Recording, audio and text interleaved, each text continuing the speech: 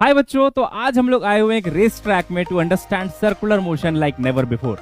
अब आप यहाँ पे मेरे सामने देख रहे होंगे 3 वर्टिकल सर्कुलर लूप्स हैं। ऐसा देखो रेस ट्रैक में तो नहीं होता, बट स्टंट में जरूर हो सकता है। तो यहाँ पे इस कार के पास ये काम है कि इसको यहाँ से लॉन्च होना है और इस सर्कल को कंप्लीट करना है।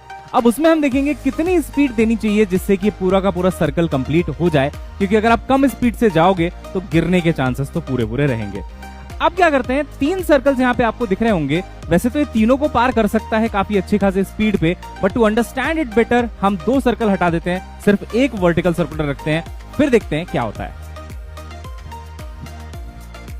ओके, तो मैंने 2 सर्कल हटा दिए। Now we are left with only 1 vertical circle. अब बेटा ये है कार हमारी, और यहां से हम इसको कर सकते हैं launch by providing a tap, जो कि एक्चुअली इंपल्स है। ऐसा मैं इंपल्स दूंगा और यहां से एक मैकेनिज्म है जो कार को पुश करेगी, जिससे कार के पास कुछ स्पीड आ जाएगी। इनिशियल वेलोसिटी 0 होगी क्योंकि रखी रहेगी, फिर स्पीड आ जाएगी और ये सर्कल करती है कि नहीं देखते हैं। तो सबसे पहले इसको यहाँ पे रख देते हैं लॉन्चर के अंदर और एक हल्का सा टैप देते हैं, देखते हैं क्या होता है।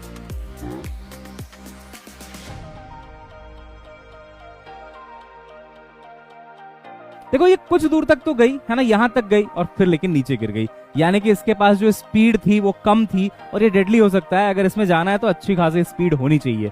अब इस बार थोड़ा सा जोर का टैप करते हैं, देखते हैं इस बार क्या होता है, क्या ये सर्कल कंप्लीट कर पाएगी या नहीं। तो चलिए 1 2 3, और देखिए बेटा ये पूरा सर्कल कर चुकी है और कैसे उड़ते हुए गई है। स्लो मोशन में भी देखिए एक बार।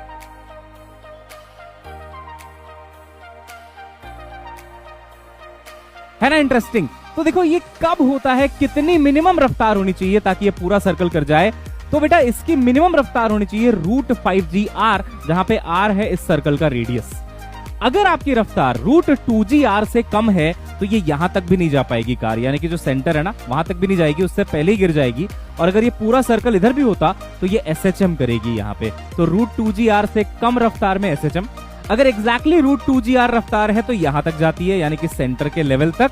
और अगर √2gr से ज्यादा है, √5gr से कम है, तो सेंटर से थोड़ा ऊपर यहां जाके कांटेक्ट लूज कर जाती है, जैसा पहली बार में हुआ था।